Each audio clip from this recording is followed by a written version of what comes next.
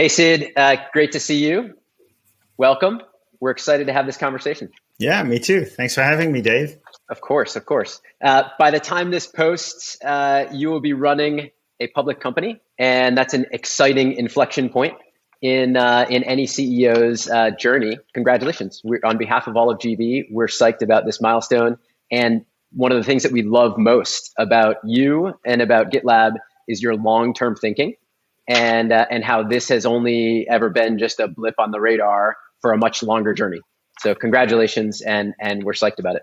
Yeah, this is a great moment. It's a dream to go from co-founder to being CEO of a public company, and very proud of what we achieved with the team. And thanks for your support and GV's support along the way. I remember that we met in GV's old building in San Francisco and hung out. I think there were it was yourself and Paul. We had a really deep conversation about the company, and I think we had many conversations over a number of months. A lot of people that we knew wanted to invest in GitLab at the time, and it was quite competitive. And so I appreciated that the conversation elapsed over a number of months. A lot of our investments happened over the many. I think one investor was talking to us for over 800 days before the investment happened. So I think many times you get to know each other, and it's great to be able to invest in and get investment from a line instead of a dot, where you know each other for a longer time, and both from the investor knowing how the company does, but also from the company kind of knowing that the investor is excited about the company, even through ups and downs. I remember the first board meeting I ever attended, Sid, was in your apartment. Technically, that was the office, and I was living in the office. It took that was the meeting that took the longest to move online. Luckily, at some point, we were able to do that. I remember the last board meeting that wasn't virtual. I think we were piled into a room. It didn't quite fit, and there were people in an overflow room or just sitting out randomly in the office of another startup. It was such a disaster that finally the board approved, let's get everyone in this room with their own camera, with their own computer, with their own docs. And that was a great moment. But yeah, I remember that. I also remember the pressure to get a bigger office and a more representative office. It's like, you're a bigger startup now, you should have a fancier office. They said, look, a new office is going to be $5,000 a month extra. You're like, yeah, who cares? Well, we care. We want to be efficient. But I decided to spend $5,000 one time, and I bought 6 65-inch monitors on which we projected as many graphs of all our revenue and retention and team members as we could.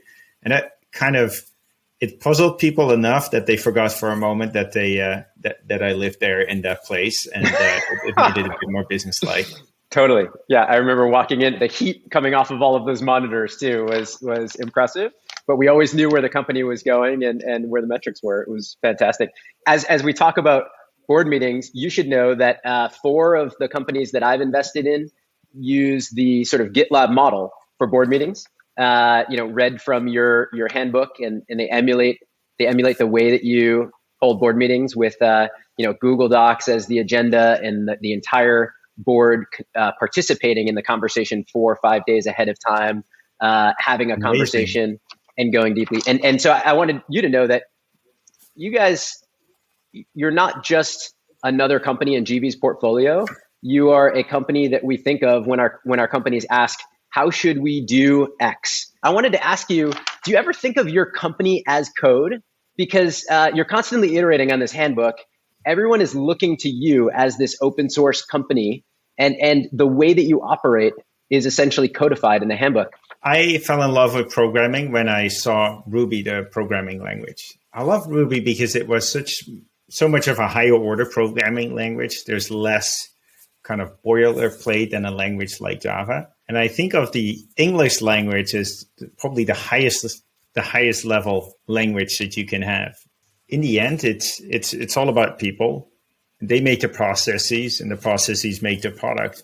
But I think processes is a big lever, and the processes also determine like how you hire, how you train people, what you do, what culture you set, what values you reinforce. So I think it's extremely high leverage. I started making our handbook when I was repeating myself, and we were like 10 people at the time. And I thought, wow, our ambition is to become over 1,000 people.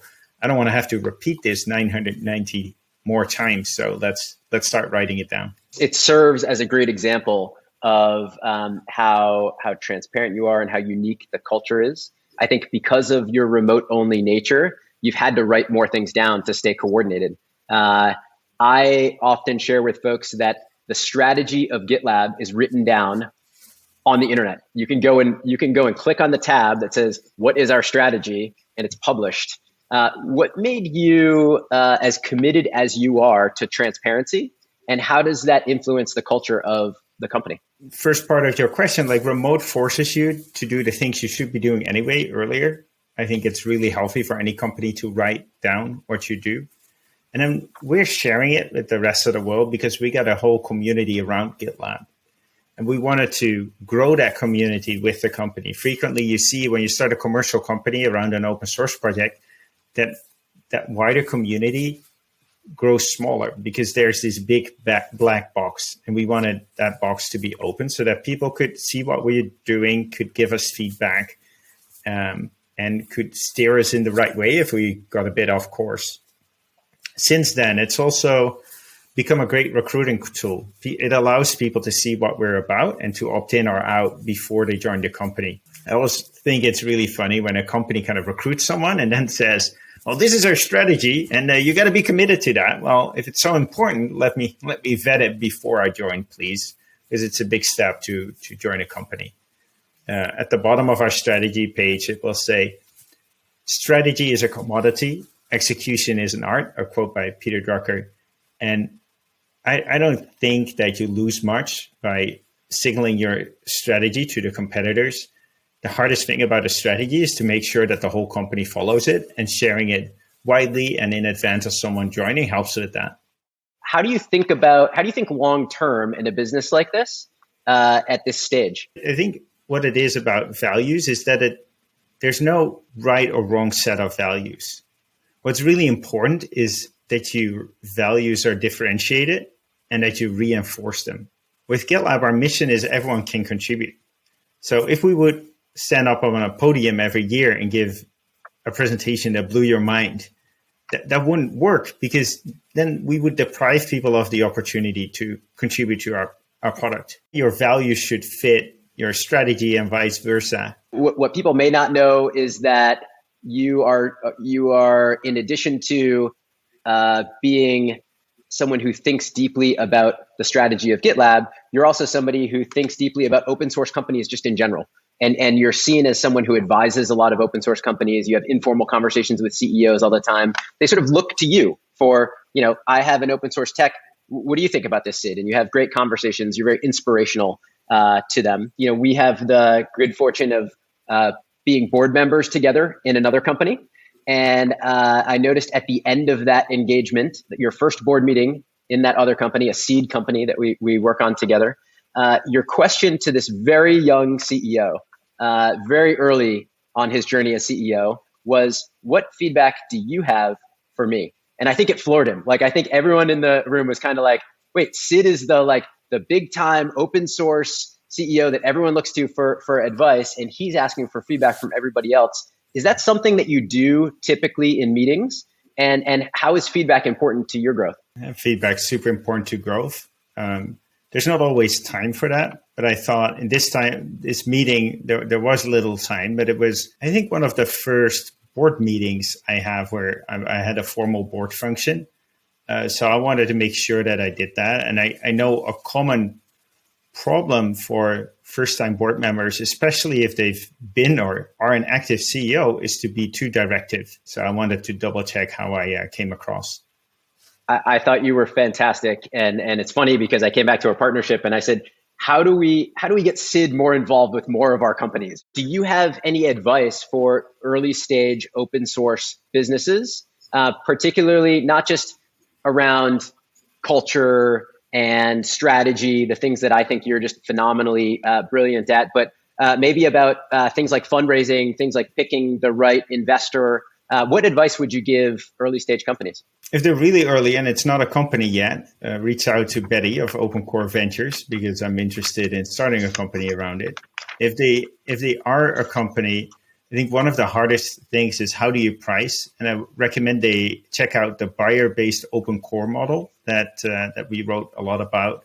There's a video of me of Heavy Bit, which is pretty good. That's awesome. If you have any success as a business, there'll be a line out the door of investors. Talk to some of them. Look at what other companies they invest in. Like, are those companies that speak to you? Ask them what are the companies that really went sideways, because you learn a lot. First of all, will they disclose which companies they went in that went sideways?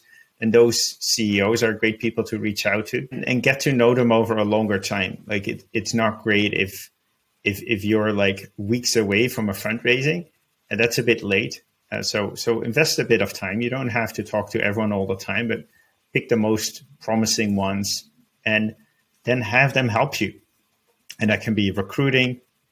It can be like suggestions for people to hire. That can be interviewing people.